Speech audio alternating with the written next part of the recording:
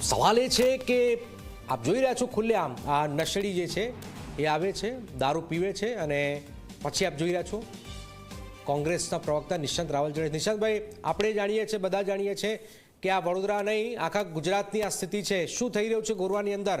બેફામ લોકો દારૂ પી રહ્યા છે. ના જનકભાઈ, તમે જે વિસ્તારની વાત કરી રહ્યા છો એ તો ઓલરેડી બદનામ છે. ત્યાં અવારનવાર દારૂની મહેફિલો થતી હોય, ત્યાં દારૂના અડ્ડા ચાલતા હોય, દેશી દારૂના અડ્ડા ચાલતા હોય. હમણાં થોડા સમય પહેલા અમારા યુથ કોંગ્રેસના જે પ્રમુખ છે એમને પણ જનતા રેડ કરી હતી અને એક વિસ્તારમાંથી દારૂના જે દેશી દારૂના અડ્ડાઓ હતા એ જાહેર કર્યા હતા. તેમ છતાં આજે એ બધા બુટલેગરો ખુલ્લેઆમ ફરે છે. આની પહેલા પણ તમને યાદ હશે કે અમુક વર્ષો પહેલા એક મોટી હાઈ પ્રોફાઇલ પાર્ટી પણ વડોદરા શહેરમાંથી પકડાઈ હતી, જેમાં મોટા મોટા બિલ્ડર્સ, જેમાં મોટા મોટા બ્યુરોક્રેટ્સ હાજર હતા. એમનું શું થયું, ક્યાં જતા રહ્યા એ પણ તમને જાણો છો. એટલે કહેવાની વાત એ છે કે અમદાવાદમાં આપણને એવું જોવા મળે કે જ્યારે પોલીસ દ્વારા ડ્રાઈવ કરવામાં આવતી હોય અને એક જ દિવસમાં 300 દારૂ પીધેલા વ્યક્તિઓને પોલીસ પકડતી હોય, ખૂબ સારી કામગીરી. પરંતુ ગુજરાતને એવું જાણવા માંગે છે કે એવું ક્યારે આપણને સાંભળવા મળશે કે પોલીસે એક જ ઝટકે રેડ કરી અને 300 દારૂના અડ્ડા એક જ દિવસમાં પકડ્યા? આવી ઘટના આપણી સામે ક્યારે આવશે? શું દારૂના અડ્ડા નથી? શું દારૂ વેચાતું નથી? શું દારૂ મળતું નથી? અરે સાહેબ, બીજા અન્ય રાજ્યોની સરખામણીમાં ગુજરાતમાં કરોડો રૂપિયાનો દારૂ પીવાય છે, આપણે સૌ જાણીએ છીએ.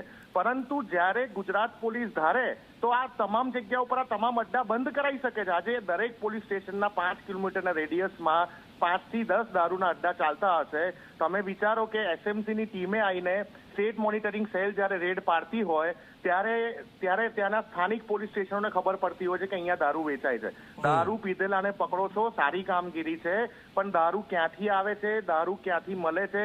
આજે મધ્યપ્રદેશ હોય, મહારાષ્ટ્ર હોય, એની બોર્ડરો ક્રોસ કરીને છેક અમદાવાદ અને વડોદરા સુધી 300-400 કિલોમીટર અંદર સુધી જ્યારે દારૂનું વિતરણ થઈ જતું હોય તો વિચારવા જેવી બાબત જનકભાઈ કે આ લોકોની ડિસ્ટ્રીબ્યુશન ચેનલ, આ લોકોની સપ્લાય ચેઇન મેનેજમેન્ટ કેટલું પાવરફુલ હશે?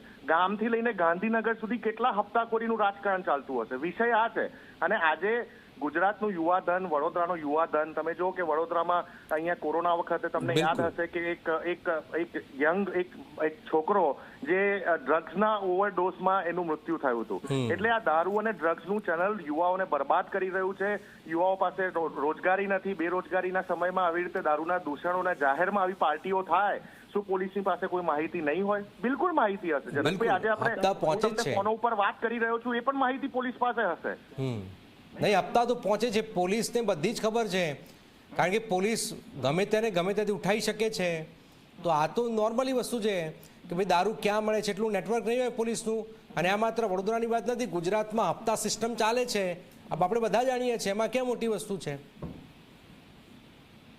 નહીં જનકભાઈ, કહેવાની વાત એ છે કે જ્યારે આવા કોઈ લોકલ પોલીસ સ્ટેશનની હદમાં આવી કોઈ પાર્ટી પકડાતી હોય અથવા તો એસએમસીની ટીમ દ્વારા કોઈ અડ્ડા પકડાતા હોય તો વધારામાં વધારે સજા શું થાય છે કે એ જે લોકલ પોલીસ સ્ટેશનના પીઆઈ હોય એને અમુક સમય માટે સસ્પેન્ડ કરી દેવામાં આવે છે અને પાછા 6 મહિના પછી એમને કોઈ બીજા જિલ્લાની જવાબદારી સોંપી દેવામાં આવતી હોય છે. આ સૌથી મોટી સજા થાય છે. પરંતુ ગુજરાતની જનતા જાણવા માંગે છે કે આવા ભ્રષ્ટ પોલીસ અધિકારીઓને તમે ટર્મિનેટ ક્યારે કરશો? અમે સસ્પેન્શન સાંભળીને કંટાળ્યા છે, થાક્યા છે. હવે 30 વર્ષ થયા જનકભાઈ, તમે ટર્મિનેટ કરવાનું ક્યારે ચાલુ કરશો? પોલીસ વિભાગની કામગીરીને બિરદાવીએ છીએ, સેલ્યુટ કરીએ છીએ. ગુજરાત પોલીસ ગુજરાતની જનતાની સુરક્ષા માટે તત્પર હોય છે, પરંતુ આવા જે ભ્રષ્ટાચારી અધિકારીઓ છે એને ટર્મિનેટ કરવામાં ગૃહમંત્રીજીનું શું જાય છે?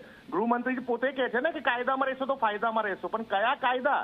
તમે તમારા જ બનાવેલા કાયદા તમારા જ લોકો દ્વારા તોડવામાં આવતા હોય છે. તમે 2-5 ટર્મિનેટ કરવાનું ચાલુ કરો છો, ઓટોમેટિક બધા સીધા થઈ જશે. જનકભાઈ, તમે વિચાર તો કરો કે ભ્રષ્ટાચારની ચેનલ કેટલી મજબૂત થતી જાય છે દિવસે દિવસે.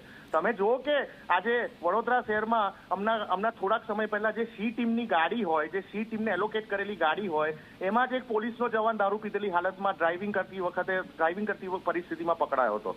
જો રક્ષક જ ભક્ષક બની જશે તો ગુજરાતની ને વડોદરાની જનતા જશે તો કોની પાસે જશે? થોડોક સમય સુધી હવે તમે જોજો આ ગોરવા વિસ્તારમાં જ્યાં આ મહેફિલ પકડાઈ છે, થોડોક સમય સુધી ત્યાં ચેકિંગ થશે. 10-15 દિવસ સુધી ત્યાં આમ નાગરિકોને પરેશાનીને હાલાકીનો ભોગ બનવું પડશે અને પછી પાછી પરિસ્થિતિ એવી ને એવી.